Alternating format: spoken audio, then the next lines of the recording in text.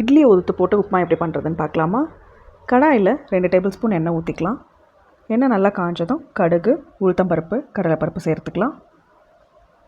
கடுகு நல்லா பொரிஞ்சு வந்ததுக்கப்புறம் உளுத்தம்பருப்பு, கடலைப்பருப்பு சேர்த்து பொன்னிறமாக வறுத்துக்கலாம்.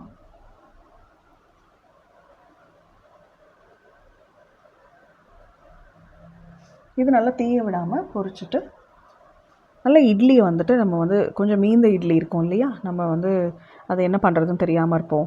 ஸோ அந்த டைமில் நம்ம இந்த மாதிரி உப்புமா பண்ணிக்கலாம். அதை நல்லா உதுத்து எடுத்துக்குவோம்.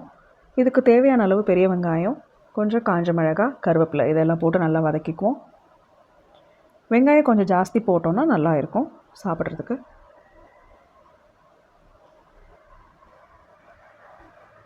இதை நல்லா ப்ரௌன் கலரில் வர அளவுக்கு நல்லா வதக்கிக்கலாம். ஒரு டிரான்ஸ்லூசன்ட் கலரில் வரப்போ எடுத்து நம்ம இதை வதக்கிட்டு உதுத்த இட்லியை நம்ம இதோட சேர்த்து கலந்து விட்டுக்கலாம். தேவையான அளவு உப்பு சேர்த்துக்குவோம்.